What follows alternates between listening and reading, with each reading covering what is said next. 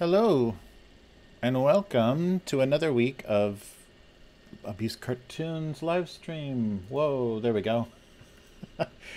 I did not mute Twitch, and it was duplicating the music, so I was hearing something very bizarre. Oh, well, it's good to be back, I think. It was quite a crazy beginning of this week. So there was a big earthquake in Osaka, and possibly more. They think that they don't know if this is the beginning of something like this is the little one and there's a bigger one coming, or if this is all there's going to be. Because I guess recent earthquakes, both the Kumamoto and the Fukushima area earthquakes, there was a second larger quake following like more than 24 hours afterwards. So we shall see, and maybe you can experience that live. You can watch the carnage out the window. Yeah, so if you notice things are a little bit out of place or my background looks a little different, that's because it is. There was a lot of stuff on the floor in my studio after all that, so that's what happens.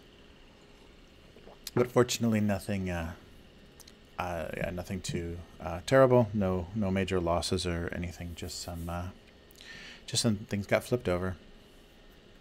Yeah, I had a shelf upstairs of board games take a dive, so that's fun. So some new dents and scratches on those, but other than that, nothing major. So yeah, that was fun. The difficulty in a country like Japan with a very dense population is when they start to scare people talking about, well, there's, another one coming or possibly is, or we don't know, is people just, freak out and over prepare and start hoarding. They have some pretty good controls at the store so that people can't buy out all the water or all the instant ramen or whatever. They limit things and try to control that because people do panic. But with this population density and how often things are delivered, if there's disruption of that, like there was on like Monday, Tuesday, and even yesterday because of the rain, then it gets a little scary because shelves get empty real fast because people just don't know what to do. They don't know what to expect, and they want to be prepared. But yeah, it's a little dangerous to get people worried in this. And of course, a lot of older people, the older population is the majority, so that's a little dangerous because they can get, I think, easily frightened, and also want to be very self-sufficient and take care of themselves. And yeah, that's when you get people clearing shelves out. And then following that, so the Wednesday, so that was Monday morning was the earthquake, and there were tremors all the next probably 48 hours. And then Wednesday we had a month's worth of rain in a day, and so that was fun. Just constant, like a downpour, just constant all day. So yeah, pretty miserable combination. So the nice thing about that combination is if you had any earthquake damage, you would immediately know it because there would be water pouring in from wherever your house had cracked or your apartment building had cracked. So kind of a nice way to find out how screwed you are after the twin kind of disasters. But yeah, so we'll see how it goes. Yeah, I think Photoshop seems to be going okay. So we'll see how it goes later. And luckily I was able to, let me turn this off. I'm sure you're hearing a fan. Sorry about that. Yeah, it's very humid now. We're in the middle of the rainy season. The temperature's not so high, but it's very humid. So that's going to start up probably in July. The weather gets lovely. It gets very Florida-like in Japan. For the summer, sorry, just kind of making sure everything's okay. And that's what we're going to be dealing with soon. So we'll see. We'll see what happens. But yeah, I'm glad I could take some time between my cleaning, picking things up off the floor to do a little streaming and a little cartooning. So hopefully this goes okay. And you probably noticed it's an odd time. It's a little bit early, so I'm going to make an effort to get into the studio earlier and at least start the stream earlier. So maybe there'll be some more people awake or interested. Yeah, because I think that the timing that I've been using now, puts it anywhere from 8 p.m. to midnight in the US. So that's not so fun or so easy to watch. But remember, everything is archived on both YouTube and Twitch. And so until we find a nice time with a nice audience, we'll just keep trying, keep experimenting. But yeah, we'll see how that goes. And yeah, I didn't have a lot on my mind besides the disaster and worrying about when the trains are going to stop running again or all that stuff. Yeah, so after the earthquake, all the train lines stopped, so a lot of people got stranded at their work which cannot be fun, especially if you don't like your job. So people get stranded at work, or at least in the city, and not able to get back. And I think because of the timing, because it was about 8 a.m., like 7:59, some people actually, experienced it on the train. And I think that's a difficult thing. I'm not sure how safe that is, but the hard thing is then they just stop everything because they have to inspect the tracks. They can't keep running trains until they've inspected the whole system and seen to see if there's been any breaks in the lines or anything falling onto the tracks or whatever. So that just means hours that you're just frozen. And so they try to get, if they're within range of another station, they'll I think try to get you there, so at least there's a toilet and you can walk somewhere. But for a lot of people, it's just sitting on a train that they usually turn the air conditioning off on. So sitting on a really warm, stuffy train with no public restroom, waiting for them to give an all clear, which is, I guess, better than going careening off of an elevated track because something cracked during an earthquake. But yeah, it's pretty crazy and inconvenient. And my daughter had a cousin who I guess was stuck on a train on her way to school and was just by herself. So like a second grade student, I believe. And so that must have been hard. Kids are trained pretty well, and especially after Fukushima, the school kids are trained pretty well about disaster, what to do in a disaster. And but still, that can't be something that feels very good with no adults that around on the way to school, and maybe only other students. But hopefully, I think the big advantage Japan has is a lot of kindly older people that still are listened to, and there's still a certain amount of respect, especially from young kids, to what they say. So that probably helped the situation, but you never know. I've been on pretty terrible trains full of incredibly selfish talking on their cell phones people, which is a big no-no here if you've ever been, or there's just signs everywhere to stay off your phone. But still, I think the biggest curse, along with Japan adopting the iPhone so rapidly as it did, is that stupid the headphones they give you, the iBuds or whatever they give you, that have the microphone on them. You see so many, under 20 somethings walking around in the middle of phone calls.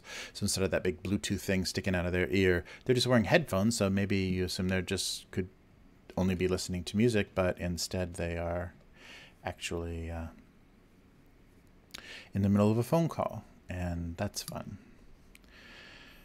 So it's that whole Los Angeles disease, or what I noticed in Los Angeles, where you're standing in line waiting for something and someone's on a phone call and they say something right behind you that sounds like they're addressing you because they're using a pretty full voice, and it's totally out of context, so you have no idea, and you turn around and they get offended because they're not talking to you. They're in the middle of their phone call, and how dare you, bother them with their being by noticing their loud talking.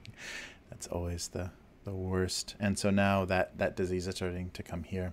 So that's a kind of cultural challenge I think Japan is dealing with, is kind of the new rudeness, and how there's been a lot more lapse.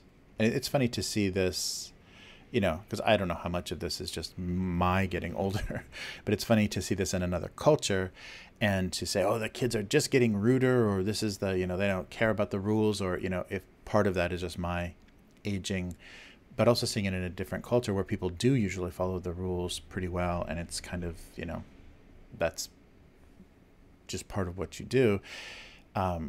Seeing these changes happen and not knowing what those influences are, or whatever, and being worried that they could lose it. They could lose a amazing situation here that is when you think about it, it's pretty unsustainable because people, just human nature and everything, people are lazy and dirty and sloppy. A lot of people are, and it's amazing that you can get people to care about picking things up and not littering and not spitting on the ground and everything. And so this whole new wave of tourism, that's all the tourists do. And there was I think a TV show, or it was I forget where I saw this. It was talking about so the Shinkansen, the bullet train in Japan, has cleaners, has a cleaning staff, and one person cleans one car, and the trains don't stop for any longer than 7 minutes. So they literally have 7 minutes to clean an entire train car, which is probably more than 50 seats, while it's stopped. And Shinkansen is a long distance train, so most people eat on the train. They have obento, or they at least drink or have coffee, so that there's trash that's created during that. So people always have some kind of disposable something, the bottle of tea or can of coffee or something on the train. And the trains are very full usually, and they go every 7 minutes, so there's not much time to clean them. And like they were talking with a recent stabbing on the train, what if we implement some security checks or some security points? And it's just impossible to do because the trains move too quickly. The train schedule is too short. You couldn't get people through process to get on a train before it left. And so they were asking, well, how does this work? Like, how can these people actually clean this train? And their answer was, well, there's not much to clean. The passengers are very neat, and it's very shameful to just leave a mess, and most people will take everything with them or clean as much as possible. So they're basically just looking for mistakes or careless, the rare careless situation that they have to deal with, picking something up that somebody accidentally dropped and didn't notice or something, to clean the train. So there's very little work. They just have to quickly run through and wipe down everything, and there's not a lot extra to do, and people don't leave disgusting messes. And that's what makes it possible. That's what makes it possible to get on a very clean, nice train, is the people that use it caring and not just thinking, well, I paid my money and they that's their job to clean this up, so I'm just gonna throw this on the floor, and not realizing the kind of domino effect, or the kind of greater and greater effect that has on than what would be required just to pick that up, that thing that you left there. And just for you being unwilling to make any effort or feeling entitled to have someone pick up after you, which is always the people that just come into money. That's their whole attitude as well. They're being paid for it, and I need to have a certain feeling from spending my money that I'm getting a certain level of service or something. But anyhow, so I thought that was a very interesting point, that it's a cultural thing, and that's why you don't have immaculate trains in other countries, because you can't kind of culturally or societally get people to agree, yeah, we don't want dirty trains, and the only way to actually do that is to pick up after ourselves. Because you get, I sometimes sneak a quick bite of something before I get on a train or whatever, and people are really negative about you even chewing when you're on a train, because of course anybody snacking or whatever, they're going to be dropping crumbs and things on the ground. And so yeah, there's just a lot of, it kind of society kind of reinforces itself, and people are give you a look to kind of help to maintain that level of understanding. And if you're paying attention to that, it's pretty easy to get into that groove and to kind of follow what people are doing. It's just when you start to want to rebel against that, or feel that you don't need to do that, or you're better than that, or whatever, that things get a little odd. But yeah, so that's always an interesting thing. And I can still remember, like, living in Chicago when I was going to undergrad art school, the just watching people eat chicken wings on the train and just throw the bones under the seat when they're done. They'll not even like put the bones in a bag under the seat, just whipping bare chicken bones under the seat. So yeah, Americans have a whole different way of thinking about what their responsibility is. And that's why all the public public transportation in the U.S. smells like the toilet because it is the toilet. And, but there's I mean, there's a lot of other factors like homelessness and, all those sorts of things that America deals with in different ways than other countries. But yeah, that sure is fun. Sure is a fun difference. But yeah, so, and that also came up with the World Cup. The right away, Japan beat Colombia. And right away, then the stories weren't so much about, wow, an amazing victory by, a kind of underdog Japan beating a, South American, highly ranked South American team. No, it was the Japanese fans bring trash bags with them and they clean up the stadium before they leave. And so, they're in Russia or wherever, and they're, they're taking care of their mess and probably other people's messes that, happen to be near them. And they leave the place, neat and tidy, because that's the kind of, arena or, sporting event they want to attend, where they're not stepping on last week's garbage or whatever, or, that the the venue itself has to employ an army of people to take care of the mountain of things. But at the same time, I do remember seeing photos of the what was it? Maybe the Halloween event, and that's probably attended by a huge amount of foreigners. But the Halloween event in Shibuya, the big kind of costume gathering where people kind of all get together, mostly dressed as zombies, and the aftermath of that was just horrifying. Because instantly the trash cans overflow and just people start laying stuff near trash cans, and then people start seeing these piles of garbage, and there's not even a point in throwing it on the pile, and they just drop it, and so and then people are just trotting all over the garbage that gets left. So it's not perfect, and of course, I'm sure if the attendants are mostly younger people or foreigners, that they're gonna make a mess, and it's not gonna, that effect won't happen as readily, because people don't have the same kind of thinking. And so that's the thing that Japan is looking to lose and has to be careful. They have to, I don't know. I mean, I don't know if people actually even understand what amazing thing that is that they've achieved, and how important it is to kind of preserve that, or if it's just, oh, that's what we are supposed to do. That, kind of that conditioning. What I heard so many times, when I first came to Japan and was asking why something, is just, that's the Japanese way. Like, it was kind of unquestionable. That's what's required of you. That's your job. That's your duty. Those are the rules.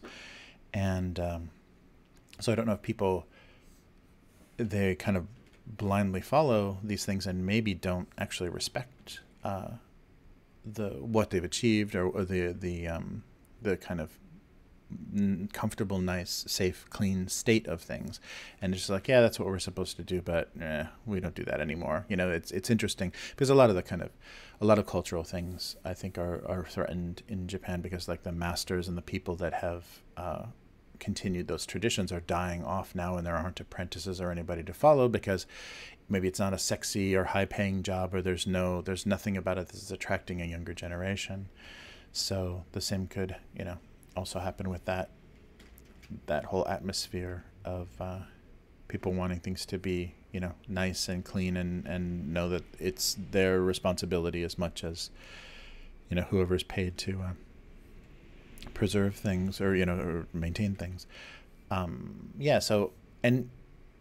I think there still seems to be hope, because if you just notice the difference between university-aged employee at a coffee shop or whatever, the way that they look at their job and the way that they treat people, even miserable tourists that come in and just want to cause trouble and bark at them in English, the way that they care about how well they do their job, and their other employees and the customers, how the customers are going to be affected by things. That still is surprising. Even, you know, fast food and places where in America you cannot get anybody to care at all, and you know, people would pick things up off the floor and put them right back into your sandwich to hand to you. You know, that there's still a pride, I guess. You know, there's still some pride or concern, you know, not wanting to be seen as lazy or bad at your job. And they know that these are inconsequential. They're not going to become store manager, and they're not trying to even make a career out of it. A lot of these part-time jobs are just something they do while they're in school or whatever, and you know, the money they make may be kind of inconsequential. And so they don't need to do it, but they also don't need to make everybody miserable while they're doing it. So it's an amazing difference that I was always very surprised by. So, you know, sometimes, especially in, you know, big cities or places you don't know, like the you know, odd roadside, you know, like what are those rest stops off of highways and stuff. You have no idea what kind of employees you're going to be dealing with, and how miserable they feel their lives are, and how much they want to take that out on you. And yeah, that just doesn't happen. I mean, you know, sure it does. It's not non-existent, but for the most part, you feel, you feel pretty amazed by how much people care about the smallest job. And I would even say that about people they hire to clean the restrooms and clean the escalator handle, the railing or whatever you would call that, you know, just to basically just dust mop and maintain things. All of those people seem to have a lot of pride in what they're doing, and they, you know, they aren't treated so lowly, and I think that's a big difference, and it has a big, I think, kind of social effect. I don't know what we're drawing today, but yeah, that was just something interesting that I noticed recently, and then with that World Cup news, that kind of like reinforced that's why it works, because people just agree that that's what they want and that's what they do. And I guess, you know, if you're conditioned from a child to always clean up after yourself, and that's a thing that is different in the public schools. There's a cleaning time, so after school, and it's very social, and kids like to break up in little groups with their friends and, you know, be responsible for different parts of the classroom or whatever, but the kids move all the desks, wipe everything down, dust mop, you know, clean the chalkboard, everything. And so they have maintenance people, but they don't have janitors, like a cleaning staff that's always taking care of everything, because the students take care of it themselves. And often, especially at the younger ages, supervised by the teacher, so it gets done, you know, reasonably well. So it does maintain things without having to have janitors that, you know, hit every classroom, spend their, you know, whole evening cleaning an entire school. So that's, so that's very different, very interesting, and I thought I would bring it up. Oh, so I gotta not fall into some repetitive hole here with what I'm drawing. I don't know why I'm drawing so many bags. I think the ice cream works.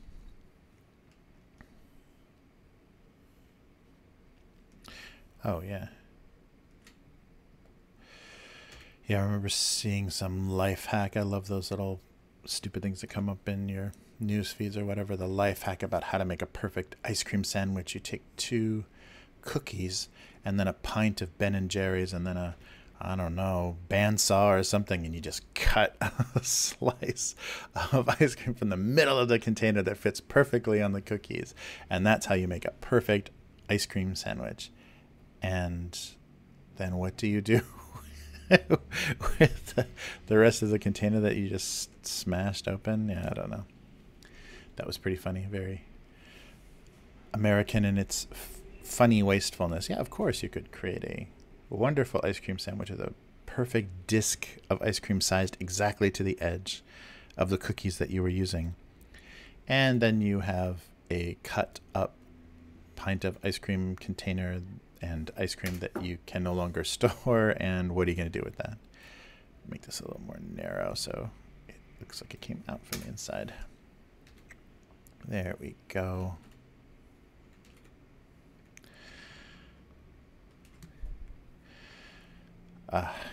Okay.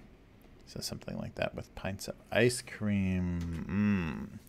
Yeah, I don't want to do any rain or earthquake. I think when I was living in Los Angeles, I did a few earthquake cartoons inspired by earthquakes. But yeah, I don't really feel that amused by that right now.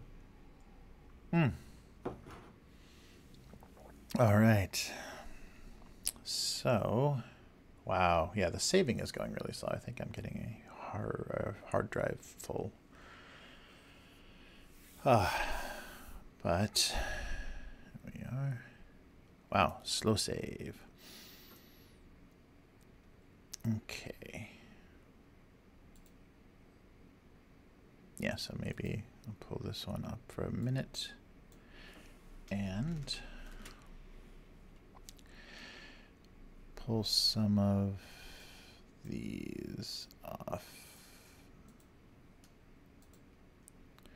Yeah, some of these boxes and bags and whoa, where is all that stuff? Did I start that far down? There's the button. I have to check and see how poorly that went over. The button value meal. Huh. Oh, I thought I drew a lot more bags than that. I guess I did. There's this one. And this one and this one. Okay, those will work. For my porpoises. Okay. So, put this back. And I think 78 to something. Oh yeah, those are, wow, much smaller than I thought. I guess I was zoomed in a bit. So my line will be nice and thick. Boom. Okay. Yeah, something like that. And, okay. And then the bags. Wow. Okay. There we go.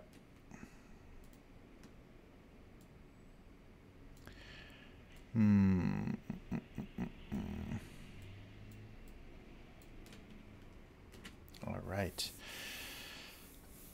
Okay, so bags. Maybe not this guy.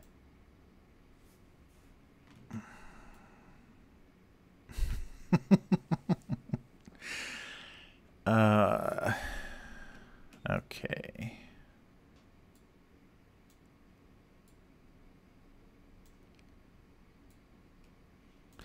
Oh yeah, this looks very much like a air sickness bag, doesn't it? The only thing it's missing are those wonderful little built-in twisty ties to close it. Ew. Yeah, that might work. I think that big bag is a little crazy looking, but yeah, something like this. Oh, air sickness. I can feel it already. All right. Yeah, something like that.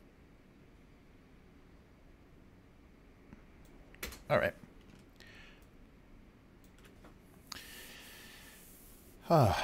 But oh yeah, so kind of on a creative topic though, one thing I was thinking about that it was kind of amusing because now I'm trying to creatively trying to do creative streaming on Twitch, which I don't know. I guess you have to recruit people from your Twitter following or whatever, which I don't have. So yeah, I'm not. It's not quite the thing, but of course, Twitch was created for streaming video games, hence the Twitch, hence the name. So I was thinking about video games versus creativity, or, just hobbies, I guess, or just, time wasting nonsense, I guess, versus creativity.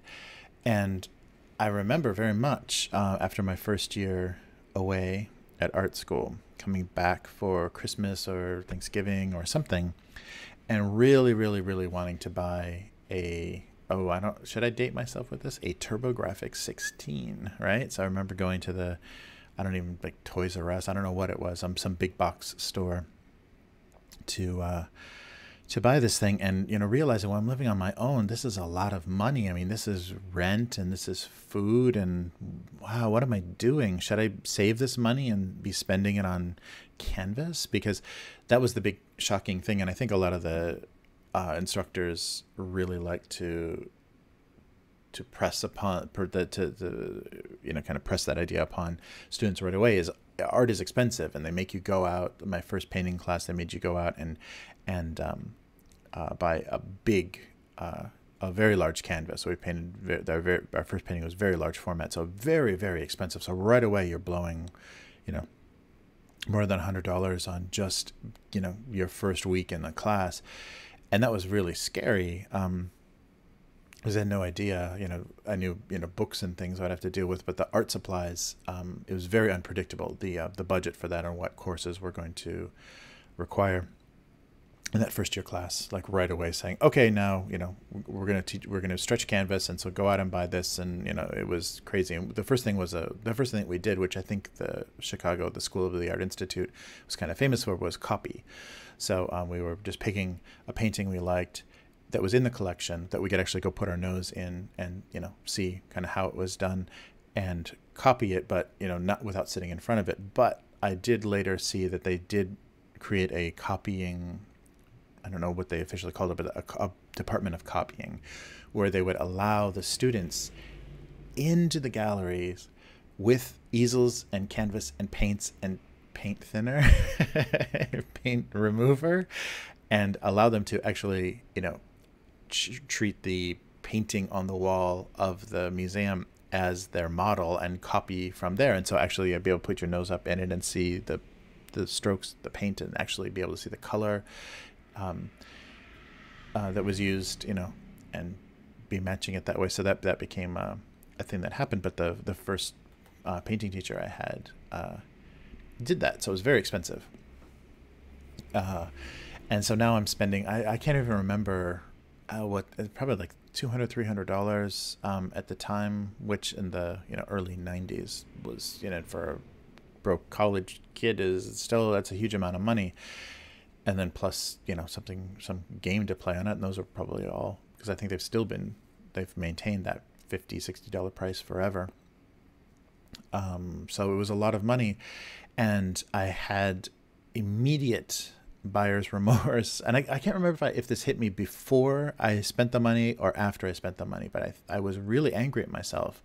So it's like, what am I doing there? I mean, I don't have any time for this. This is going to be nothing but a distraction. It's going to take funds away that I could spend to make art, and instead be doing something completely unproductive, and it's only going to interfere with my schedule, keep me up late, distract me, whatever. But at the same time, it was like the first time I had my own money that I could actually do with whatever I wanted. So then I did something that stupidly did that.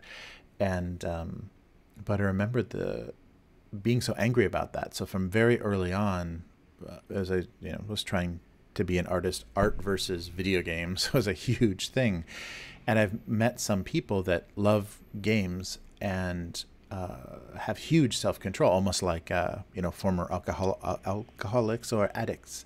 They're very strict about, I can't do this now, I'm in the middle of a project. And so especially when you're working freelance or contractor, you've got your own hours, you've got your own schedule, you can't have something tempting in your life like that that's going to eat money and eat time, because both of those things are so important to maintain, when you're self-employed or, working on project-based type things. You have to, kind of save during the feast to survive the famine kind of thinking. And it was very, that was that hit me really hard. And what am I doing? I shouldn't possibly be doing this, but of course I did. And that speaks volumes to where my career has gone. But I remember meeting coworkers and people that I had a tremendous amount of respect for, and I was almost like a horrible, like a alcoholic friend trying to get somebody to fall off the wagon. It was like, oh, but you should borrow this, you should play this, you should try this game, it's really fun. And was very impressed by a lot of people's or some people's self-control, and I was like, no, that is definitely going to just completely interfere with everything I need to get done that's more important to me, that actually is part of my career. And so that's an important thing to to keep in mind, is balancing that and knowing those things that are going to be dangerous for you. And I think kind of proving yourself as a working artist is conquering those things. So maybe having those things in your life and not using them to procrastinate, because procrastination is a huge, when you're dealing with deadline-based things, it's a huge thing that will constantly be punishing you, is staying up all night before a deadline, finishing something because you just kind of did nothing up until that point. But so I think it's not a bad thing to have if you're able to control it, just like drugs and alcohol and everything else, in moderation. It's a great reward, or it's a great way to de-stress when you're dealing with a stressful kind of self-managed job and career. And so always I've been thinking about games in opposition to creativity. And the thing that's so funny now is, as much as I saw games as nonsense and non-productive and a waste of time and not creative, now games are a career for many, many, many people. Streaming games online, or professional gamers, or game reviewers, or whatever, all this nonsense now that we have because of the internet. I think if you would me now giving advice, I wouldn't be so hard on games, because it seems that a lot of people have made a lot better careers with games than a lot of people have made with art. So I think that's a very kind of ironic, funny thing that came up when I was thinking about that, because always I had to treat those sorts of things as the enemy. And it's just, they are the opposite of creative. They're the opposite of being productive, and your whole goal is to be productive and be producing and constantly be. But I think there is a and now the big games as art argument, because we have so many kind of indie art-based creative games that aren't about points or killing anybody or leaderboards or whatever, that are just about the experience and storytelling. So we have that happening. So I think a lot of creative people did a lot more thinking, or a lot more than I did, and probably had different. Well, that was the thing that happened in graduate school too, is the kind of like interactive media and creativity. And so basically games and game-like things that were art-based and more creative and more expressive, that started happening already. But people thought a lot more about what they wanted to do and express themselves by making games. And so it's funny, I think that's a little bit of a dated opinion now, but it's something that's kind of helped me keep working and functioning. But at the same time, it's funny that games have become a pretty decent thing for people to do career-wise, and especially creative people, with all the mobile game market and everything, doing art assets and things for mobile games is just as valid as any other kind of illustration work or whatever, commercial work. So that's pretty funny. Very different. And so I guess that's a lesson to it's fine, whatever gets you through, whatever your belief system that you're actually functioning on, and how you're treating or thinking about certain things, to always remember that there probably is another way to think this or fit this in your kind of worldview, and not be so focused on, I would never do that because that's a waste of time, or that's ignorant. And to be open to just kind of imagining how things work and how things, can fit into your creative life or your life itself, and not to be you do need it. You do need to make decisions about things to kind of move forward. You need to kind of have a worldview to express yourself. You can't just you got nothing to say if everything's cool, man. But I think at the same time, it's you're going to be surprised, I think, your whole life by the things that you always thought of as a certain way that and ended up being much it was only maybe useful to prevent yourself from making mistakes or falling into certain traps to think of things that way, but ultimately you were wrong, or just we're just kind of wrong-headed or misguided. But enough of that. So I think we're going to do sickness sacks. Air sickness sacks? What do they call them?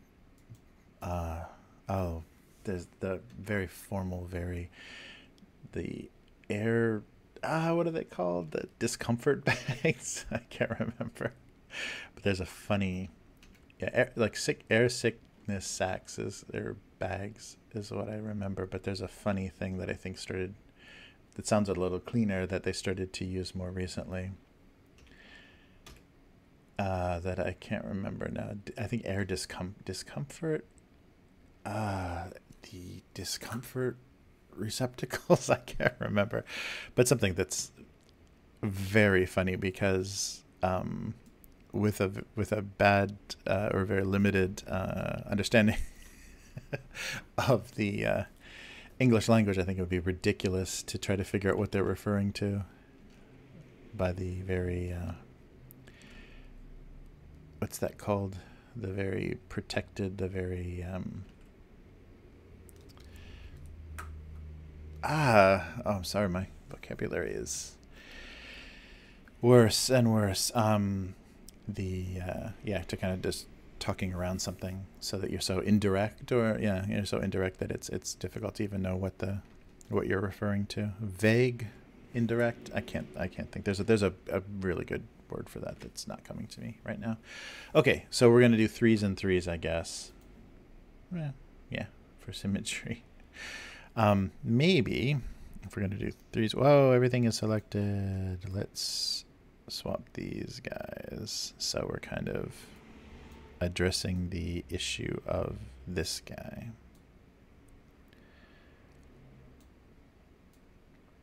Yeah, I think that makes more sense, or not. Be sure to tell me in the comments. Yeah, we'll see.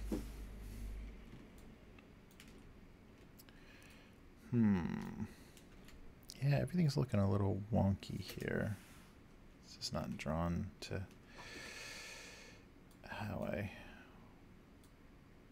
Yeah, no, not like that weird off kilter in a good way that I like about this. It's kind of, yeah, just a little unmatching feeling. All right, well, actually, let me just physically, whoa, not you, physically measure. Yeah, they're pretty much the same size.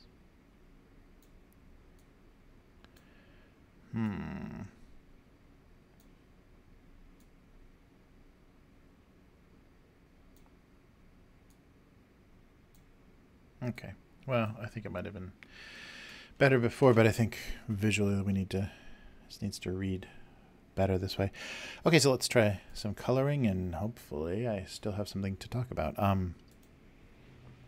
Yeah, so the opposite of art is video games is a funny thing to come away with in life, because yeah, that ended up not being true for a lot of people.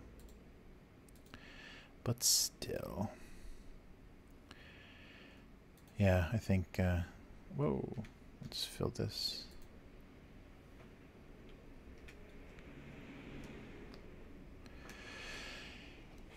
I think it's hard to give up a lot of those notions, especially when you build so much around it. And but that was the kind of thing that I felt, the little bit of writing that I was doing lately, you kind of have to pick a side or have an opinion about what good writing is to be able to write. Kind of, I don't know if I'm saying that very correctly, but I felt that very much, that, I finally felt like I had some strong opinions about what I wanted to read and what I didn't want to read.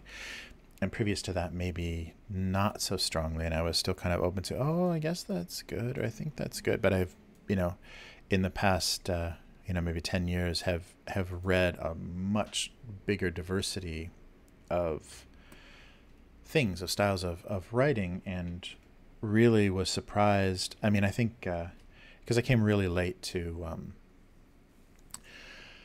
this is terrible. I'm just totally blanking on everything. I came really late to a lot of the pulp and adventure writers that some people had, kind of grown up with.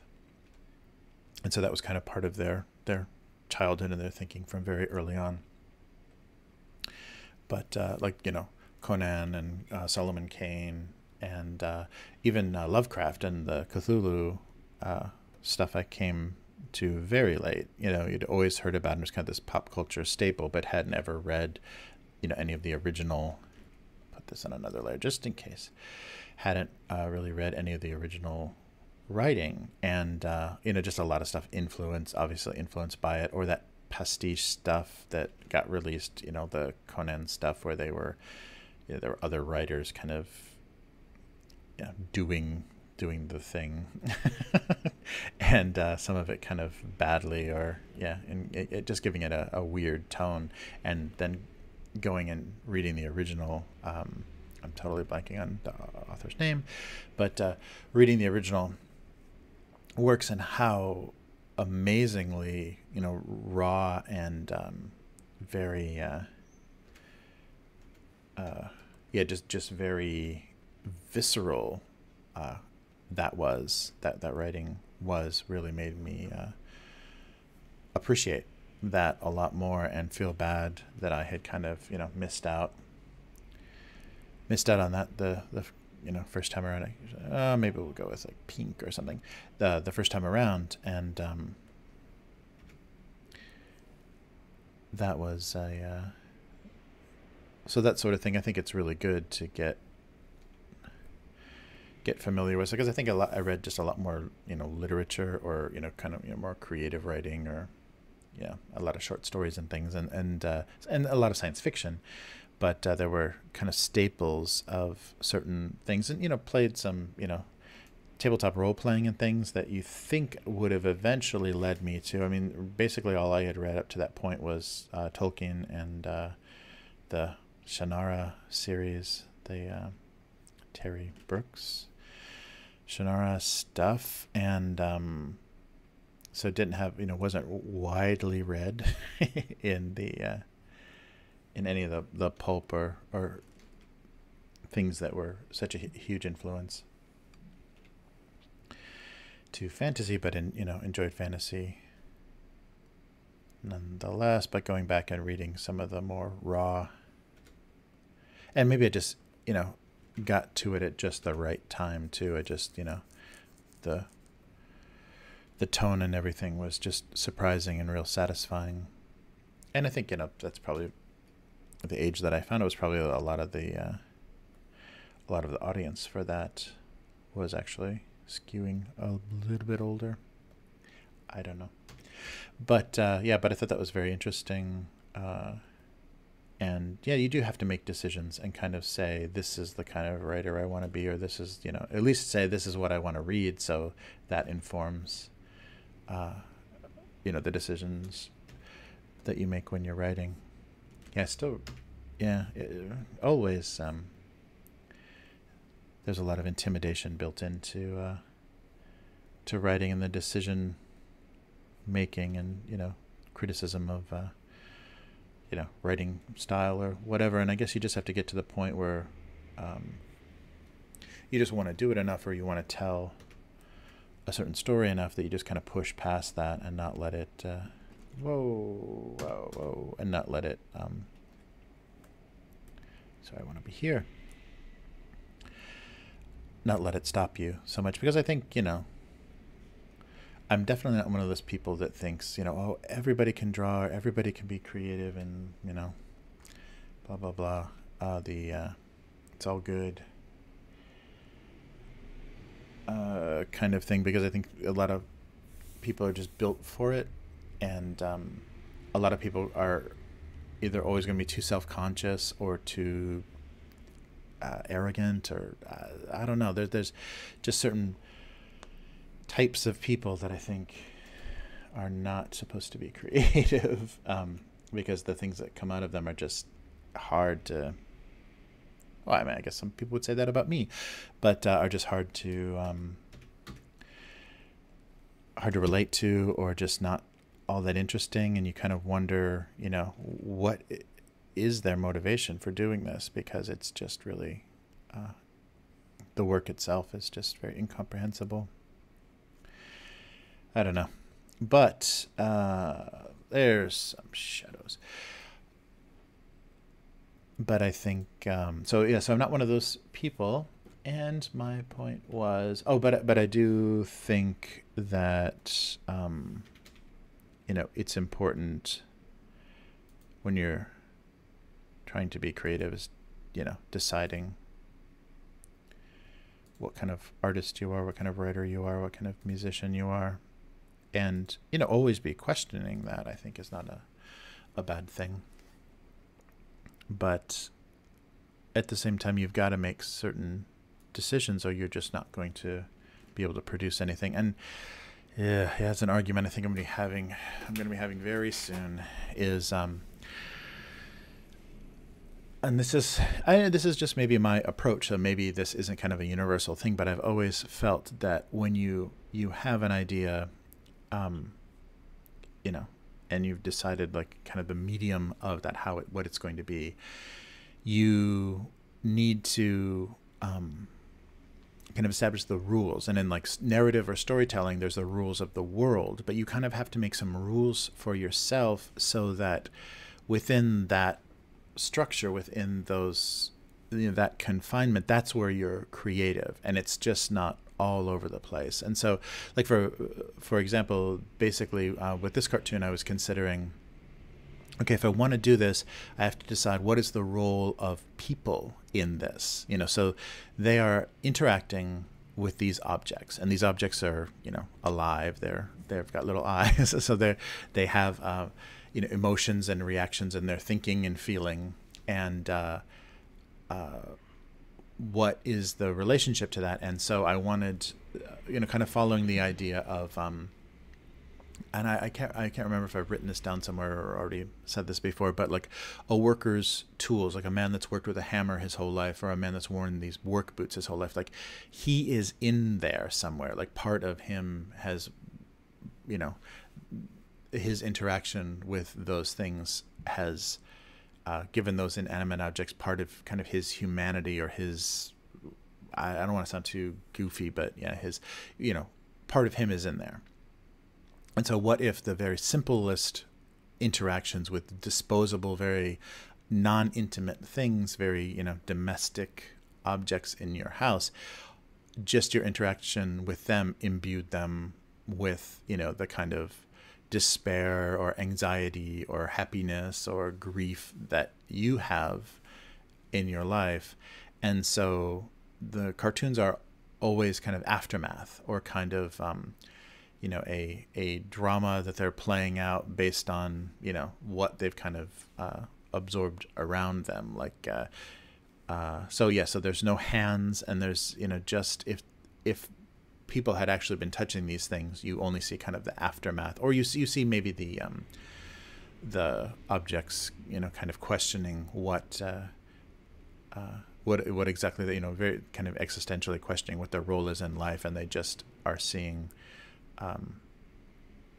things seeming pointless because they're very disposable, or if they're food, they're going to be consumed, or how they're used, or their role in life is very degrading or very odd.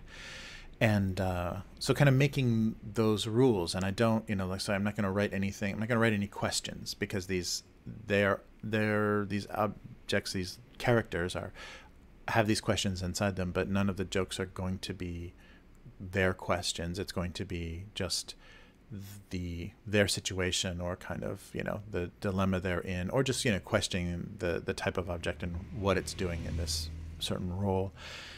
And so kind of setting up those rules about how I was going to think about something then made it a thing, because then it wasn't just going to meander all over the place, and eventually you're going to see things in people's hands, or you're going to see, you know, full drawn backgrounds in kitchens and things. I mean, just to, you know, isolating things on the white background and making them very easy to produce, but also, you know, you're focusing on only those things.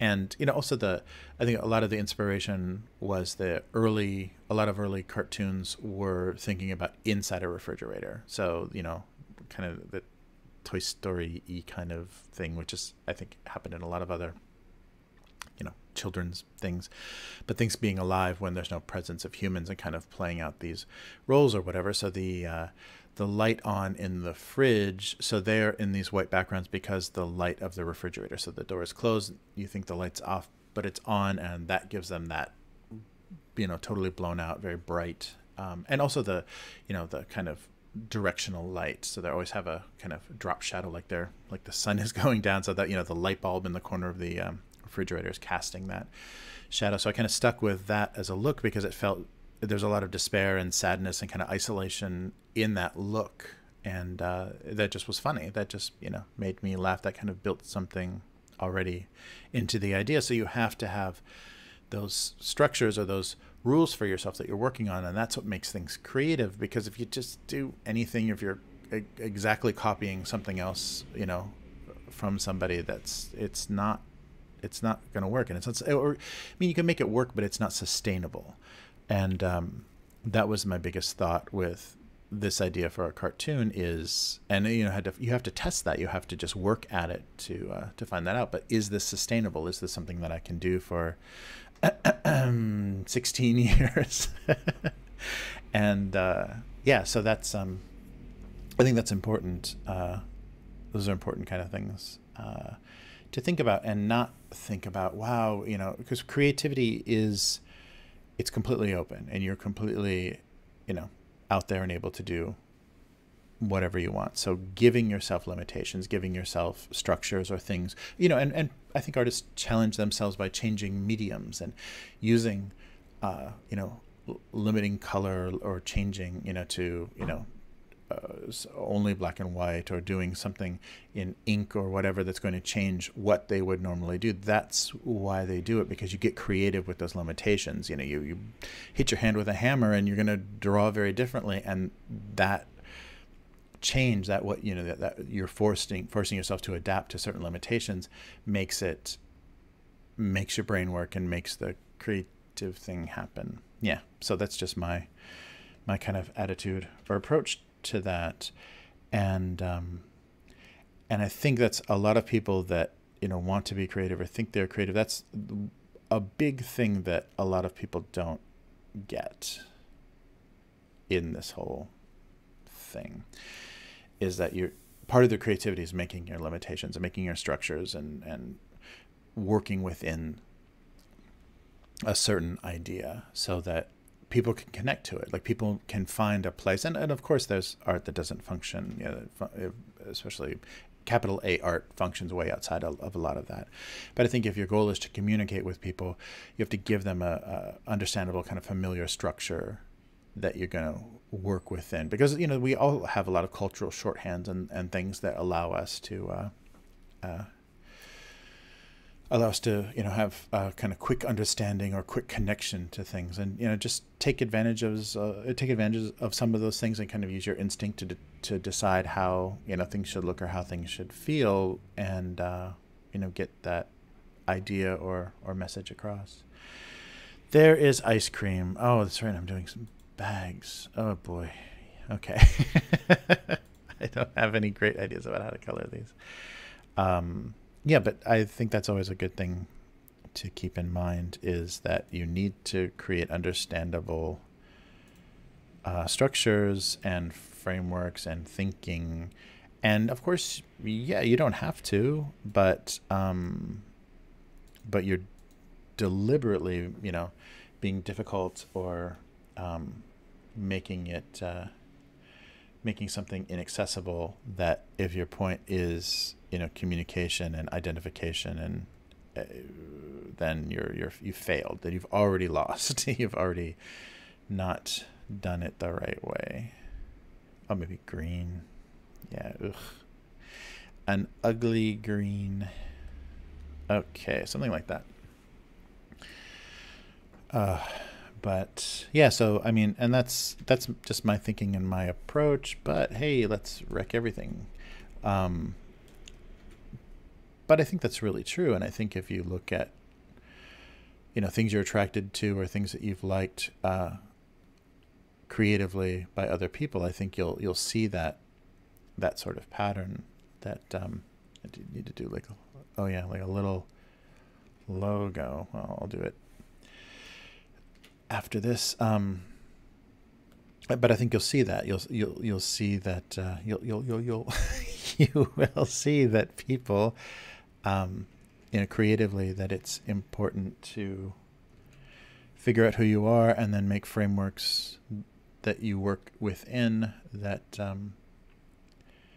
you know, that aid your message, that, you know, create a shorthand and create connection. And in a lot of the stuff that people do, that's what we're doing. You're not really in it to get some idea out there that maybe someone someday will say, wow, that was a really clever approach. But you know, most people didn't weren't able to participate because you didn't let anybody in to your amazing genius. Yeah, that'll be another topic for another day, the genius idea, and where we are with that. Oh, wait, I've got to make the inside very white, I think. Yeah, because it's always the creepy, waxy paper inside the sickness sacks. Okay, so now let's draw some funny, hopefully, little logos. So maybe, yeah, maybe a little plain doodle.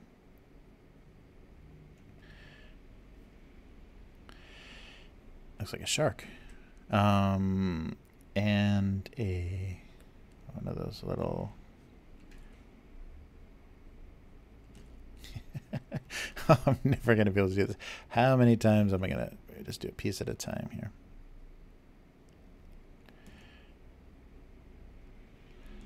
That's not what I want to do. Okay. Oops.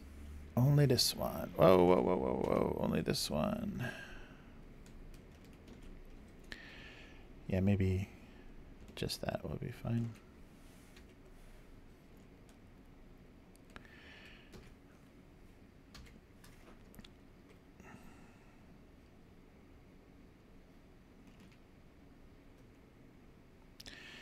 Oh, yeah, let's move these up a little bit, though. Let's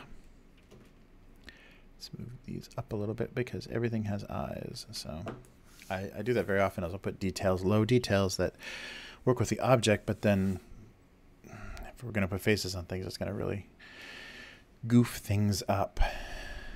All right, and now maybe, I don't know how necessary this is, and I think I do this, oh sorry, a little too often, but ew. Coffee.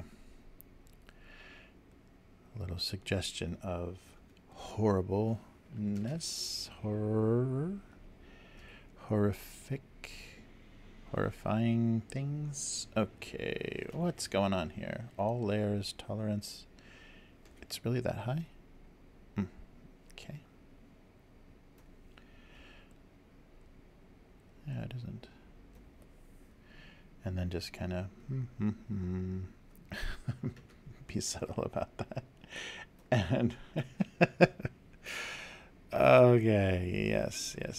Oh, this is gonna be beloved. It's adorable. All right.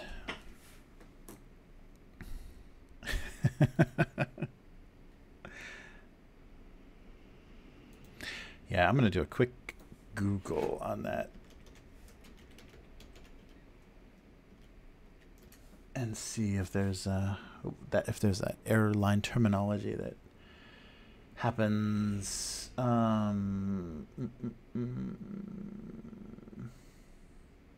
Motion, air sickness, barf bags. Yeah, that's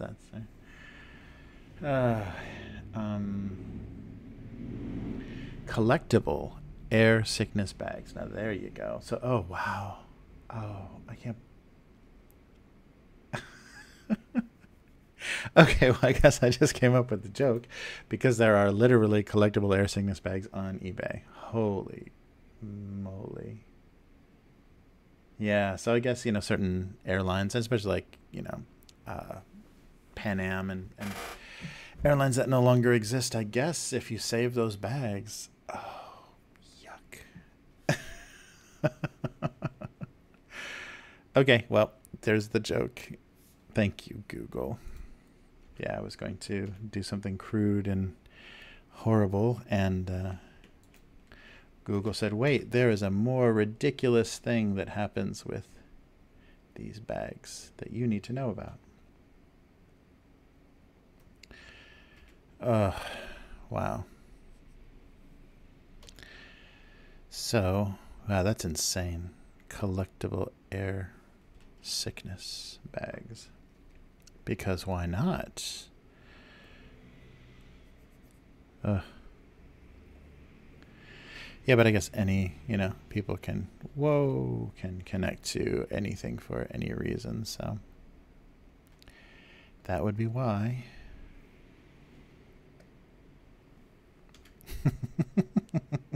Oh, the prices are pretty terrible, though. You have to admit it doesn't seem worth it, the time to even bother hauling one of these off of the plane. Wow. Air sickness bags. I guess I've used, close enough to the right vocabulary or terminology, but that's pretty funny. Come on. Yeah, Photoshop's doing something. Wow, collectible. Collect them all. Yeah, you got to be so angry with the guy next to you where he gets sick on the plane. Like, oh, I was going to take that home. Until he ruined it. Ugh. There's got to be some hardcore collector out there that says, I don't care. I don't care if it is used. It still means something to me. What's going on here? I'm not getting... Oh, I guess it's just... Oh, yeah, that's right. Yeah, if I'm doing it, that's right. If I'm doing it not onto the shaded part, it is pretty light. It's collectible to me. I'm taking it home and washing it out. Yuck.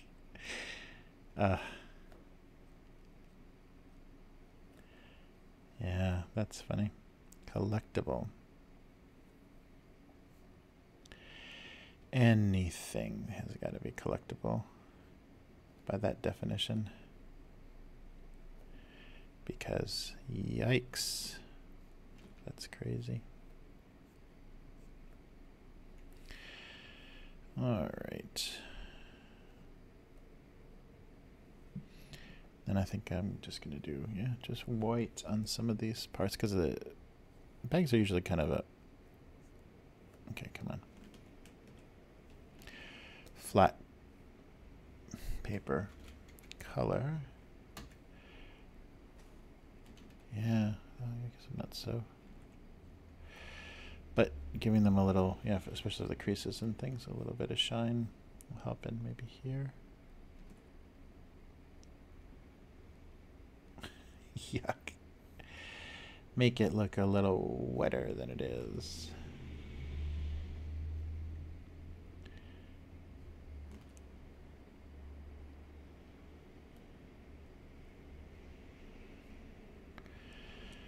All right.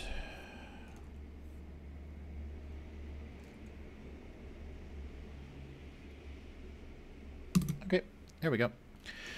I think that works. Wow, collectible. That's still, it's killing me.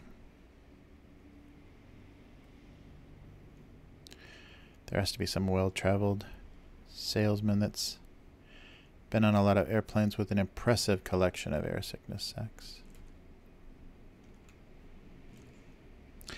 Yeah, what was that? I thought I remembered being on a plane and like the you know, needing a bag of some kind and just well, the air sickness sack isn't really an option because even if it's unused, still the idea of like, I don't know.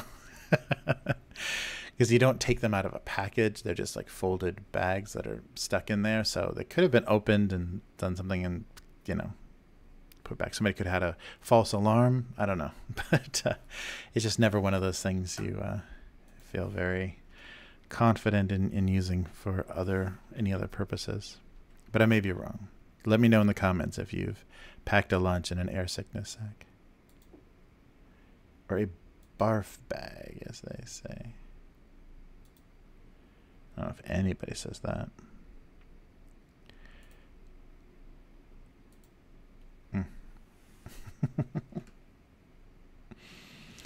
Oh, yeah, I don't think this is going to go over very well. I'm so sorry.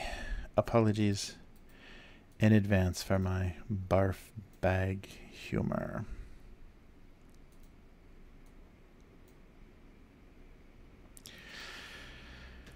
Okay. Oh.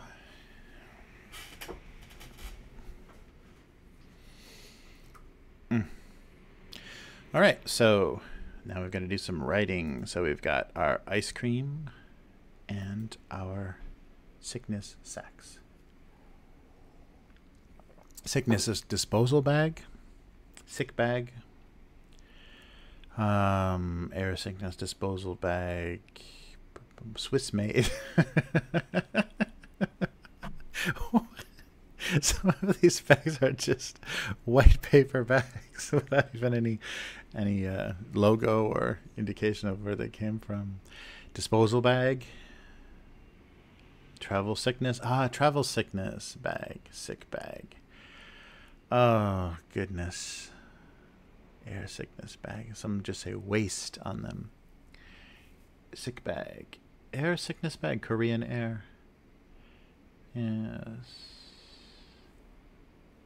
Wow.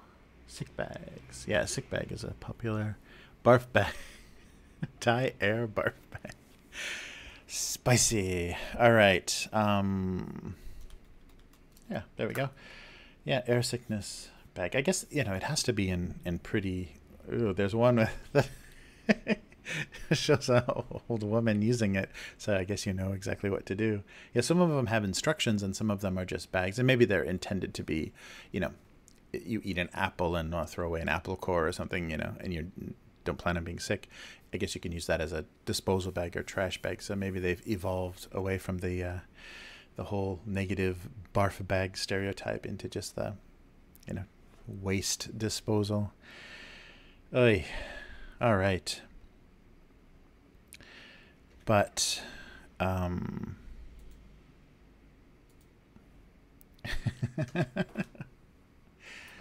once they were yeah, it's got to be sharper than that.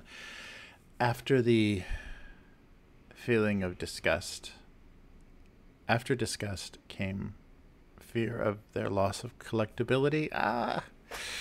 Yeah, I like a lot of times when I have phrases that I'm trying to write around, like I think of there's a funny phrase or some alliteration or something that it seems kind of absurd that I want to include. But when I go this way, that stuff has to come to me, and a lot of the times it doesn't when I'm in the middle of an idea. Yes.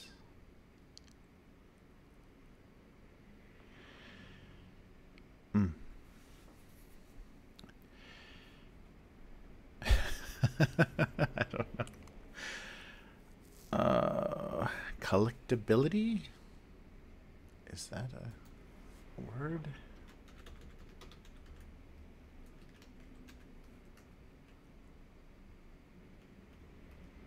Yeah, it finished collectability. Collectible.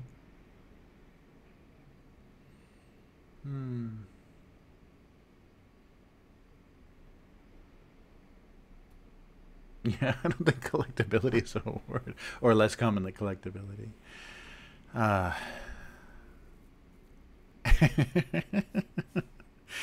Okay.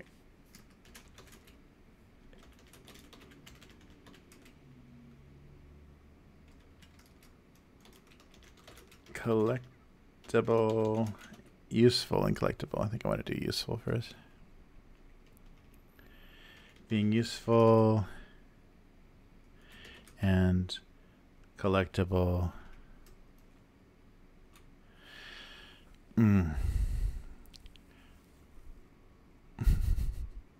Collectible. Okay, for air sickness bags being useful and collectible. Yeah, so what do you say, the value, the market value? Yeah, see, I don't think... Sorry, I don't think people commonly think of these things as collectible, so I might be really stretching it.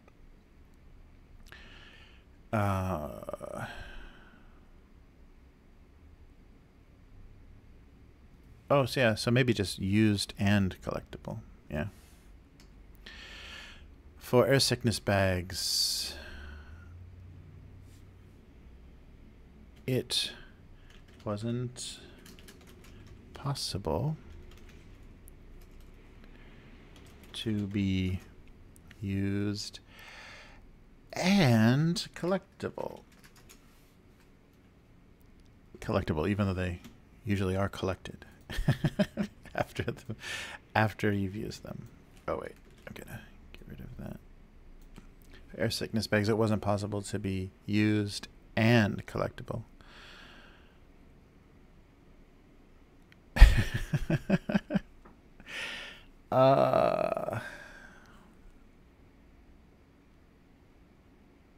Air sickness bags were never... Okay, yeah, yes. Air sickness bags were never found... I like that better. Were never found to be both. Air sickness bags were never found to be both use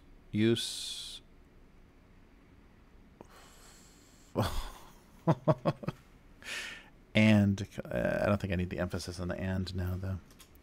But I also think it just barely fits. Air sickness sacks,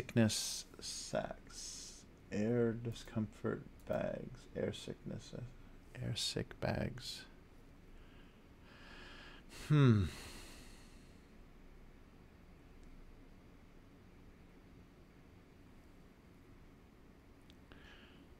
Were never found to be both useful and collectible. Yeah, maybe just air sick bags. Air sick bags were never found to be both useful and collectible. To be both. Yeah, air sick bags were never found to be both useful and collectible. Yes. Okay, and now to the ice cream. Are we still doing this? Am I still talking to anybody? Let me double check here that everything's good. Okay. Hello. Wow. Talking about these silly cartoons is maybe getting to me. Okay, so the idea was, yeah, that was so silly. What would you do with all kinds of strange leftover?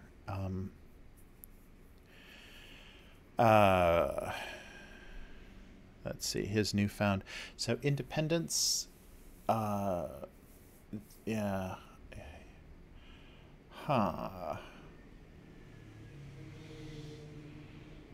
Exhibitionist.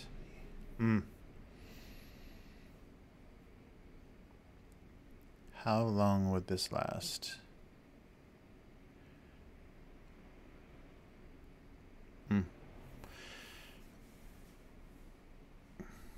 his need for, yeah, he would soon prove his need for a container.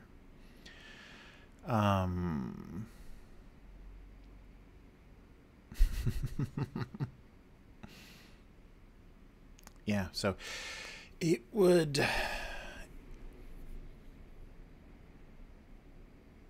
yeah, so asserting his independence, yeah, melty, oh,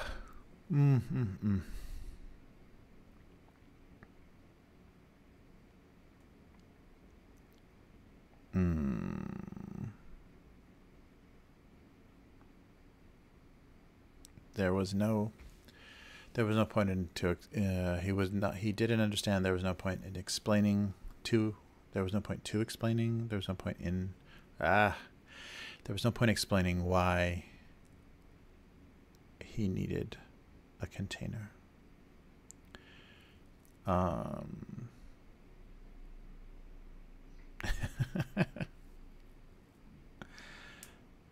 Impractical life choices. I like that.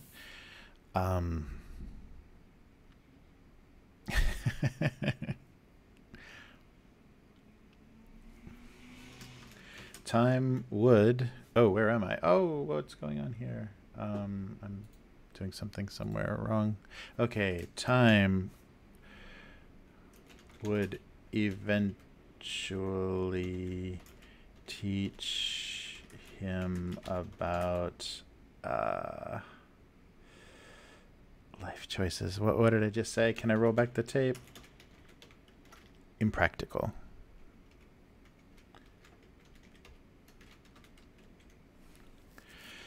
I just wanted to get that out.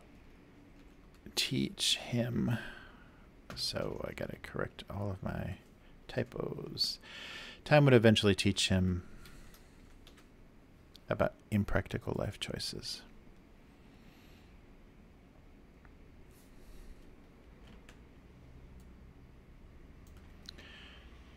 Oh, okay. So maybe I'll just do 2 lines, or temperature.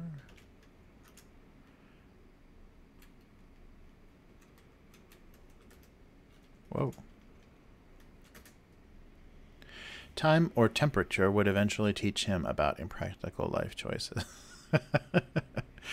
So hopefully people, yeah, it's more like a nudist naturalist thing as opposed to any sort of other, it's not trying to be specific to anybody's impractical life choices.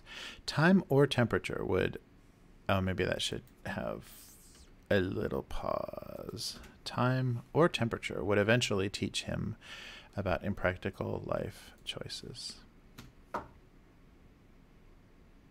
I think teach actually might fit down there. Well, make a nice block instead of the... Yes, it does. Time or temperature would eventually teach him about impractical life choices. Okay, what's happening? Sorry, I don't have things set up very well. Whoa, okay, so here we go. So we have the ice cream out of the cup, container, package. See, that's why I didn't say that, because I don't know what you would call it. Time or temperature would eventually teach him about impractical life choices, because he will melt and be a little green pile of chocolate chips. Or, whoa, nice. A little bit. Air sick bags were never found to be both useful and collectible. I didn't even know they were collectible. Okay, so, wow, those are the cartoons. And hopefully there won't be another earthquake or another horrible rainstorm, so I could talk about something a little more interesting next time, and maybe get to the convenience store and treat you to some fun snack that is an only in Japan thing. But yeah, we'll do that later. But thank you Thank you. And maybe drinking into the microphone is probably a horrible sound, especially if you have headphones on.